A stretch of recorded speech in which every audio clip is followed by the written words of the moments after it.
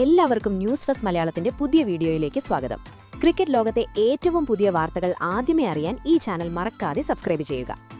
IPL 2026-ലെ 20ാം പോരാട്ടത്തിന് സാക്ഷ്യം വഹിച്ചത് മുംബൈ ഇന്ത്യൻസിന്റെ അജയ്യമായ കോട്ടയെന്ന് എക്കാലത്തും വിശേഷിപ്പിക്കപ്പെടുന്ന വാങ്കഡെ സ്റ്റേഡിയമാണ്. എന്നാൽ ഇന്ന് റോയൽ ചലഞ്ചേഴ്സ് ബംഗളൂരു ആ കോട്ടയുടെ മതിലുകൾ നിഷ്കരുണമാണ് തകർത്തെറിഞ്ഞത്.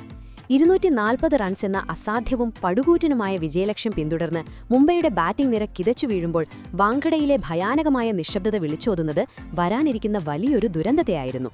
ആത്യന്തികമായി നാണം കെട്ട ഒരു വൻ പരാജയമാണ് മുംബൈക്ക് ഏറ്റുവാങ്ങേണ്ടി വന്നത്. എന്നാൽ യഥാർത്ഥ നാടകം അരങ്ങേറിയത് മൈതാനത്തല്ല, മത്സരശേഷമായിരുന്നു. പോസ്റ്റ് മാച്ച് പ്രസന്റേഷനിൽ മുംബൈ നായകൻ ഹർദിക് പാണ്ഡ്യ മൈക്കിന് മുന്നിലെത്തുമ്പോൾ അദ്ദേഹത്തിന്റെ മുഖത്ത് തോൽവിയുടെ നിരാശയേക്കാൾ നിഴലിച്ചു നിന്നത് സ്വന്തം ടീമിലെ സീനിയർ താരങ്ങളോടുള്ള അടങ്ങാത്ത രോഷവും കൈപ്പുപ്പുമായിരുന്നു.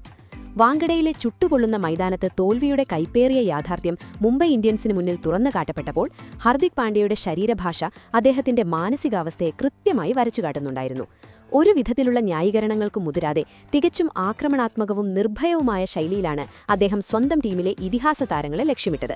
അതിങ്ങനെ പറഞ്ഞു: സത്യസന്ധമായി പറഞ്ഞാൽ ഇന്ന് മൈതാനത്ത് ഞങ്ങൾ പുറത്തെടുത്ത ദിശാബോധമില്ലാത്തതും ശരാശരിക്കും താഴെയുള്ളതുമായ പ്രകടനം മുംബൈ ഇന്ത്യൻസിന്റെ ഗംഭീരമായ ചരിത്രത്തിനും നിലവാരത്തിനും ഒട്ടും യോജിച്ചതല്ല.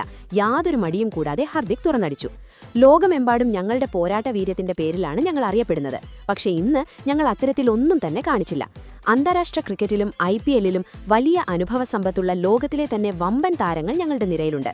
എന്നാൽ ഈ സീസണിലുടനീളം അവരിൽ നിന്ന് പ്രതീക്ഷിക്കുന്ന തരത്തിലുള്ള മാച്ച് വിന്നിംഗ് പ്രകടനങ്ങളോ ഉത്തരവാദിത്തമോ ഇതുവരെ കണ്ടിട്ടില്ല. കേവലം കടലാസിലെ വലിയ പേരുകൾ കൊണ്ടോ സ്റ്റാർ പവർ കൊണ്ടോ മാത്രം നിങ്ങൾക്ക് മത്സരങ്ങൾ വിജയിക്കാനാകില്ല. മൈതാനത്തെ പൊടിയിലും ചൂടിലും ഇറങ്ങി അത് പ്രവൃത്തിപഥത്തിൽ കൊണ്ടുവരണം. ഹർദിക്കിന്റെ രോഷം അവിടെയൊന്നും അവസാനിച്ചില്ല. അച്ചടക്കമില്ലാത്ത ബൌളിംഗ് നിരയെ അദ്ദേഹം നിശിതമായി വിമർശിച്ചു. ഇന്ന് ഞങ്ങളുടെ ബൌളിംഗ് തന്ത്രങ്ങൾ ഒരു വലിയ തമാശ പോലെയാണ് തോന്നിയത്. ഏറ്റവും അടിസ്ഥാനപരമായ തെറ്റുകൾ ഞങ്ങൾ വരുത്തി അതിന്റെ വില ടീം മുഴുവൻ നൽകേണ്ടി വന്നു. RCB ബാറ്റർമാർക്ക് ഞങ്ങൾ റൺസ് വാരിക്കോരി നൽകി. ഫിൽ സോൾട്ട്, വിരാട് കോഹ്ലി, രജത് പാട്ടിദാർ എന്നിവരെ പോലെ മികച്ച ഫോമിൽ കളിക്കുന്ന ലോകോത്തര ബാറ്റർമാർക്ക് മുന്നിൽ മോശം പന്തുകൾ എറിഞ്ഞാൽ അവരത് പരമാവധി മുതലെടുക്കുമെന്ന് ക്രിക്കറ്റിലെ ചെറിയ കുട്ടികൾക്ക് പോലും അറിയാം. ഫിൽ സോൾട്ടിന്റെ 78 റൺസിന്റെ ആ കൊടുങ്കാറ്റും രജത് പാട്ടിദാറിന്റെ ആക്രമണോത്സവ ബാറ്റിംഗും ആദ്യ 10 ഓവറുകളിൽ തന്നെ ഞങ്ങളെ മത്സരത്തിൽ നിന്ന് പുറത്താക്കിയിരുന്നു. ഡ്രസ്സിംഗ് റൂമിലെ തന്ത്രങ്ങൾ മൈതാനത്ത് നടപ്പിലാക്കാൻ ഞങ്ങളുടെ ബൌളർമാർ ഒട്ടും ശ്രമിച്ചില്ല. തുടർന്ന് ഹർദിക് പറഞ്ഞ വാക്കുകൾ ക്രിക്കറ്റ് ലോകത്തെ ആകെ സ്തംഭിപ്പിക്കുന്നതായിരുന്നു.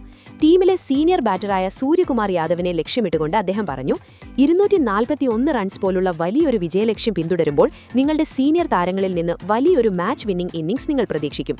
സൂര്യകുമാർ വളരെ പരിചയസമ്പന്നനും ലോകോത്തര ബാറ്ററുമാണ്. എന്നാൽ 33 റൺസ് മാത്രം നേടി ഇത്രയും നിർണായകമായൊരു ഘട്ടത്തിൽ പുറത്താകുന്നത് ഒട്ടും ന്യായീകരിക്കാനാവില്ല. അദ്ദേഹം കളിയെ കൂടുതൽ ആഴത്തിൽ കൊണ്ടുപോകണമായിരുന്നു. സീനിയർ താരങ്ങൾ ഇത്തരത്തിൽ ഉത്തരവാദിത്തമില്ലാത്ത ഷോട്ടുകൾ കളിച്ചു പുറത്താകുമ്പോൾ അതിന്റെ മുഴുവൻ സമ്മർദ്ദവും മധ്യനിരയിലേക്കും യുവതാരങ്ങളിലേക്കുമാണ് വീഴുന്നത്. മുൻ നായകനും ഇതിഹാസ താരവുമായ രോഹിത് ശർമ്മയെയും ഹർദിക് വെറുതെ വിട്ടില്ല.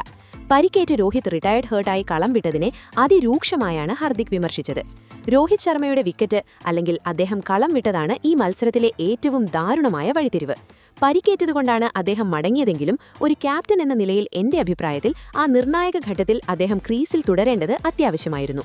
241 എന്ന പടുകൂറ്റൻ ഒരു വിജയലക്ഷ്യം പിന്തുടരുമ്പോൾ ടീമിന്റെ ബാറ്റിംഗിന്റെ നെടുന്തൂണായ ഏറ്റവും പരിചയസമ്പന്നനായ താരം കളം വിട്ടാൽ അത് ടീമിന്റെ മുഴുവൻ താളത്തെയും ആത്മവിശ്വാസത്തെയും ഒറ്റയടിക്ക് തകർക്കും.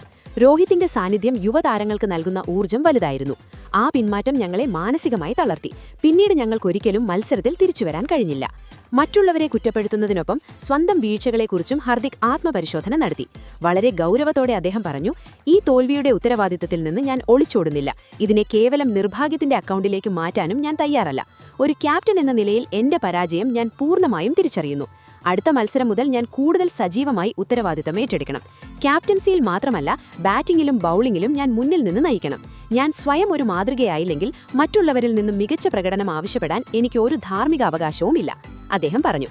എന്തായാലും ചെന്നൈ സൂപ്പർ കിങ്സിനെതിരെ രാജസ്ഥാൻ ക്യാപ്റ്റൻ സഞ്ജു സാംസൺ എത്ര ശാന്തമായാണ് തന്റെ ടീമിനെ ഒത്തൊരുമയോടെ നയിച്ചത്. അതിന് നേർ വിപരീതമായ ആക്രമണാത്മക സമീപനമാണ് ഹർദിക്കിൽ നിന്ന് ഇന്ന് വാങ്കഡയിൽ കണ്ടത്. 240 റൺസ് വഴങ്ങുകയും 189 റൺസിന് എല്ലാവരും പുറത്താകുകയും ചെയ്ത മുംബൈ ഇന്ത്യൻസ് ഇപ്പോൾ വൻ പ്രതിസന്ധിയിലാണ്. ഡ്രസ്സിംഗ് റൂമിലെ അന്തരീക്ഷം അത്രയധികം കലുഷിതമാണെന്ന് ക്യാപ്റ്റന്റെ ഈ പരസ്യ വിമർശനം അടിവരയിടുന്നു. ഇനി നിങ്ങളോടാണ്, രോഹിത് ശർമ്മയ്ക്കും സൂര്യകുമാരനുമെതിരെയുള്ള ഹർദിക് പാണ്ഡ്യയുടെ ഈ ആരോപണങ്ങൾ ശരിയാണെന്ന് നിങ്ങൾക്ക് തോന്നുന്നുണ്ടോ? ഈ വലിയ താരങ്ങൾ മുംബൈയെ പിന്നോട്ട് വലിക്കുകയാണോ, അതോ ക്യാപ്റ്റൻസിയുടെ അതിസമ്മർദ്ദം താങ്ങാൻ ഹർദിക്കിന് കഴിയാത്തതാണോ? ഇതിനെക്കുറിച്ചുള്ള നിങ്ങളുടെ അഭിപ്രായങ്ങൾ എന്തൊക്കെയാണ്? അഭിപ്രായങ്ങൾ താഴെ കമന്റ് ചെയ്യുക. അപ്പോൾ ഇതുപോലത്തെ കൂടുതൽ ക്രിക്കറ്റ് വാർത്തകൾക്കായി ഈ ചാനൽ മറക്കാതെ സബ്സ്ക്രൈബ് ചെയ്യുക.